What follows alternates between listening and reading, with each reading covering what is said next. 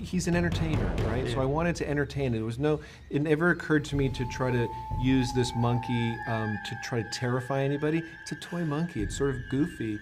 And so I kind of wanted to embrace the cartoon element of it. I wanted to lean into sort of Itchy and Scratchy and Chuck Jones, and those were sort of Robert Zemeckis. That kind of flavor was more important to me. What was that monkey like? I mean, like, I see it, and I'm like, I can't, what was it, how old? And heavy. Heavy? Heavy, like full animatronic, heavy. Like I remember picking it up and being like, oh, I gotta like think about like holding this the right way. Wow. Yeah, it was like picking up a toddler, I guess. It's basically the devil. Everybody dies. And that's life.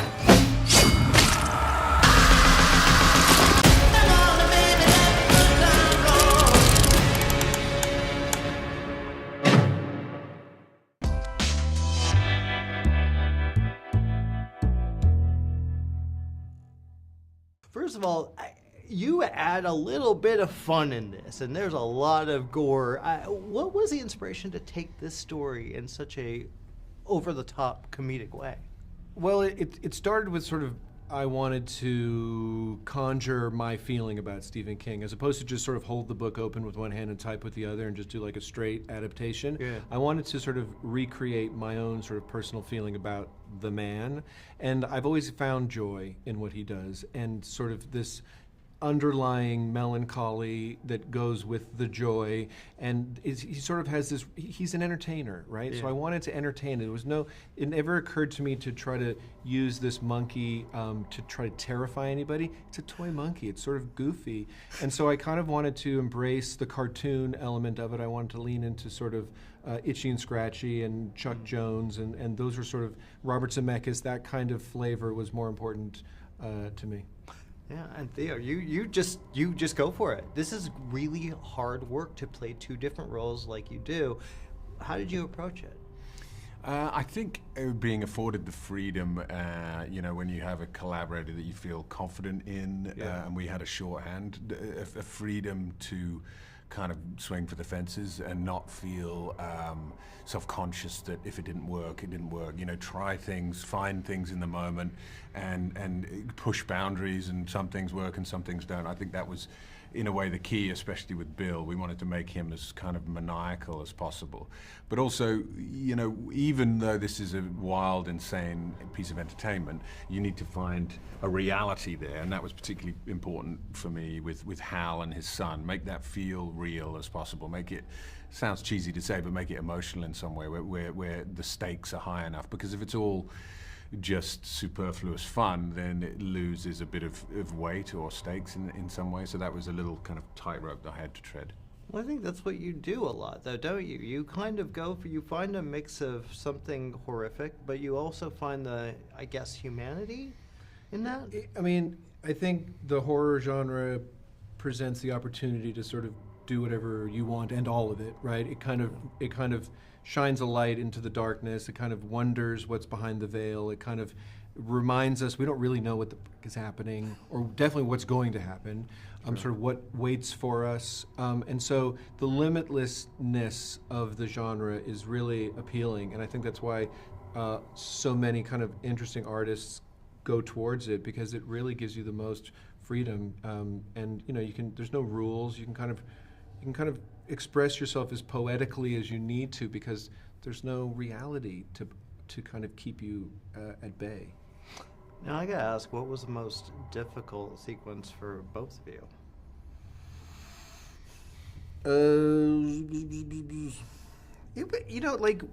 I gotta say, like, it's all hard and none of it's hard, right? Like you're making a movie, you don't have enough time, you don't have enough money. Everybody's sort of there's constantly like, am I going to get the thing? Am I going to get the shot? Are we going to get the scene? Are we going to fall behind? So there's always that sort of sitting on everything. But if you're working with collaborators who you respect, who are on the same page with you, you've got to it's not hard to create a non-toxic environment. Yeah. A lot of environments are apparently really toxic. I can't imagine. But so once you get into a rhythm, like it's a job that you're doing, and you're so lucky to be doing it. Do you know what I mean? Like there's so many awful things we could be doing. There's so many awful things you could be doing to earn money to feed your children. It's very true. We're very Theo, lucky. yeah, I mean, geez. So you know, you have that sort of levity that you're kind of going through your day with. That's really an interesting way to look at it. That's really cool. I believe we have to wrap it up, but that was, wow. Good to see you again after 50 years. You know, it's funny because I remember, you know, we talked about your performance in Halloween Ends. I was a fan of that. What is it with horror for you? This seems to be your kind of genre. Yeah, that or nobody knows what to do with me. Uh, no, I think it's a natural sort of universal pull. I think I get along very well with the weird kids, and I think the weird kids get along with me. And man, I'm just attracted to people that have like very niche outlooks on the world, and I think you find that in horror in general. And it's a very special place for me. Well, I think especially with Osgood, I think he definitely has a very unique style. Yeah. What was it like kind of working with him and just finding the humor in such a dark place? Inspiring, really inspiring, man. I mean, I know he's spoken about it in interviews, but he's had some very specific experiences with loss and death in his life. And I think that it gives him this sort of superpower to look at death, to be able to read the monkey and interject this much humor in it. You gotta have a relationship with death.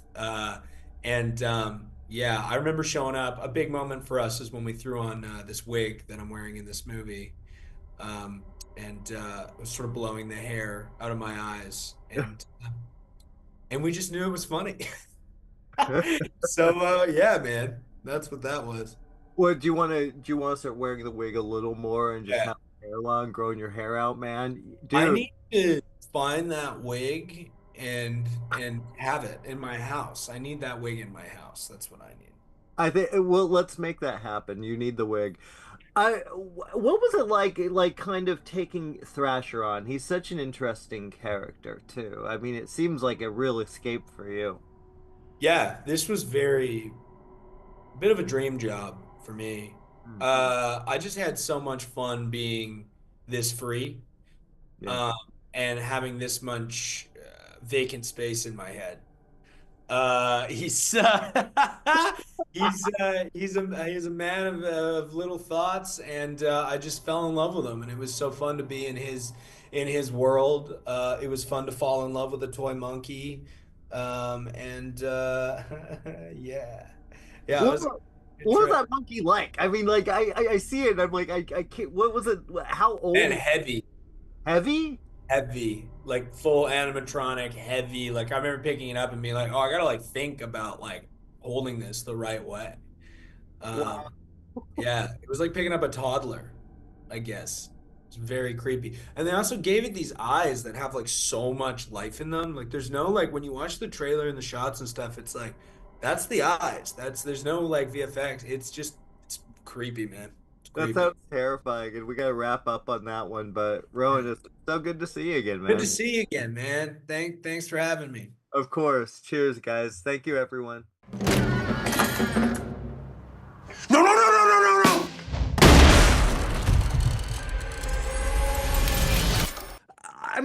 First of all, I'm kind of blown away. You started acting at 6, and I'm going through your resume, and I'm just like, dude, you work a lot. Yeah. Yeah, I have been working for over 10 years. I mean, professionally, it was 6 years old, but Yeah. I remember there's like this iconic video of me that me and my mom keep laughing at, and it's when I was like applying to the acting school that I started at, and I'm like, "Hi, I'm Christian. I'm 4.5 3/4 years old, and I'm looking forward to being there." It was a funny little video like that. It's been a long time, and I'm very grateful for my career to reach this level. So you do look. You pick really interesting projects. You went from Cocaine Bear to this film. How did you get involved? Involved in what per se? This project. Yeah. Yeah, so Uh, when I was reading the script, Oz had a chat with me, and we were like looking over it, and what really drew me into the script was it was the fact that I got to play two characters, Yeah. and that right there is an actor's dream, and I'm so grateful that I had the opportunity to portray two opposites, Hal and Bill, in the Mhm. same movie, even in the same shot sometimes. Like that right there is just the epitome of, acting for me.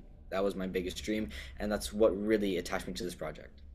Did you guys have like because it's such an interesting thing. You all played the same character twice. You all yet you're working towards the same goal, but you're completely different universes. Yeah.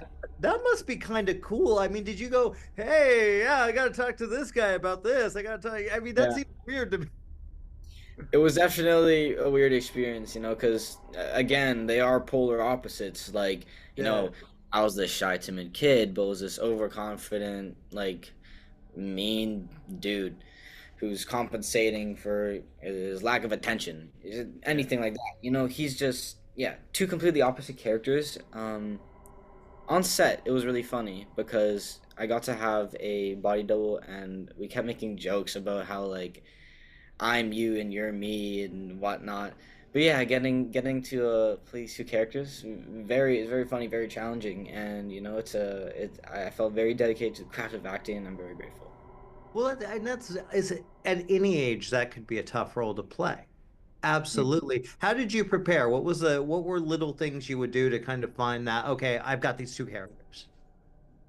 So first off, it definitely started with Oz's amazing writing of the script and his vision, because that is real, like, it's the foundation for everything. And again, we can tie that back to Stephen King because he's the one who technically created it. So thank you, Stephen. Thank you, Oz. Um, but yeah, Theo and Oz were super collaborative. Mhm. We got to figure out nuance and traits that we wanted to add to each character, and that's what eventually led to the characters that you're going to see on screen February 21st, by the way. And yeah, it was a great collaborative journey. I'm very grateful to be a part of it. You're really good at putting it out there. And yeah, congratulations. But we have a few seconds left. What do you have next? Next up, I've got a couple movies coming out. I'm currently working on one right now. It's called Rolling Loud. It's another comedy. It's amazing. And I recently worked with Guillermo del Toro on his Frankenstein project, and I did finish filming a movie called Farville Street with Anne Hathaway, McGregor, and Missy Stella. So be on the lookout for those. Oh yeah, I can't wait for Frankenstein, man. I'm Del Toro is one of the best. He's a genius, so He is a visionary. That man right there, he is great. I I'm very can't wait to see it. That's Yeah, what an honor, dude. What an honor to yeah. work with that guy. I mean, he right there, he is like the guru of directing. And I mean, I'm so grateful to have worked with these excellent directors all around, Oz, Yeah. David Robert Mitchell, Guillermo del Toro, and each director brings something so unique and so amazing to their project, and I'm very grateful to have been a part of my whole career. Yeah. You worked for it, man. Good job. We gotta wrap it up, but thanks a lot. It was a pleasure. Thank you so much. Cheers, man. Appreciate it. We have been chosen to witness its power over life and death in its most devious ways.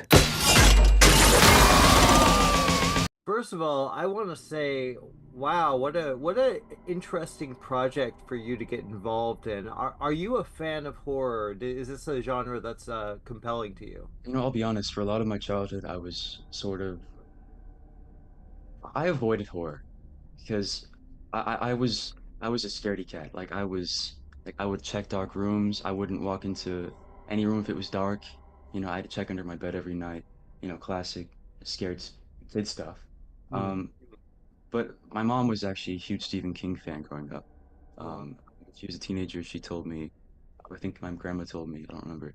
She put garlic cloves on her windows after watching or reading Salem's Lot. Um, and that was just like the start of her like path down vampire obsession. But um, Yeah, I think being in these films has really interested me in the genre, especially with Oz's genius spin on Mm. this short. Um, you know, I've never read anything like it. Um, I found it really compelling and really different. And I love how he uses humor to sort of make it fun and not Yeah. just like scary, and also send a message about like death and like, you know, you should use humor to deal with darkness and that not everything is completely serious, you know. I think that's helpful, like, because you take a serious subject like that. I mean, it's a pretty dark film. You add that gruesome humor, the almost splatstick kind of humor. It Yeah. makes it makes it more fun, more enjoyable. Yeah, exactly. Yeah.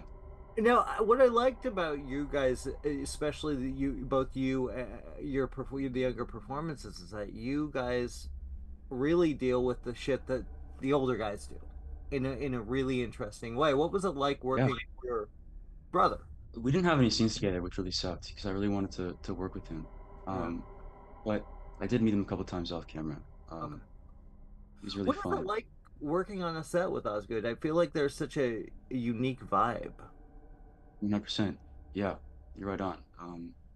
You know, when we were filming scenes with like Hal and stuff, especially near the end of the film in like Phil's uh complex, a lot of the scenes would start off one way and sort of shift into another because when we were filming, Oz would have a lot of ideas, and you know, the scene would change as we went. It would start off super serious, and then if he didn't like that, he would end it off with like a funny note, you know, with like me saying something funny, um, or deadpan. And I found that really cool, and my mind was kind of blown with how well he was able to pull that off. Yeah. Because with most directors, it might just be like they'll have a bunch of ideas, but not none of them really work for the scene or for the movie. Yeah. Um, and he's really a creative genius. That's He's cool. really That's cool to work with something like that, and especially to how would your mom react to you doing Stephen King? That's cool. yeah. She was very excited. Almost as excited as me, I'd say. She was a big Stephen King fan as a kid, huge. Yeah, she had like a whole collection of books. Well, now Uh, she has a new movie she can love too. So yeah. yeah, Oh, dude, it cool. was a pleasure talking to you. We got to wrap it up. Thanks, James. All right, Bye. have a nice day, man. Thank you. Everything okay up there? Yeah, everything's fine. Thank you for clicking on our video, everybody. If you like what you saw here, please make sure you like the video and subscribe and share with your friends who like this sort of content. JoBlo remains an independent company, and we appreciate all of your support.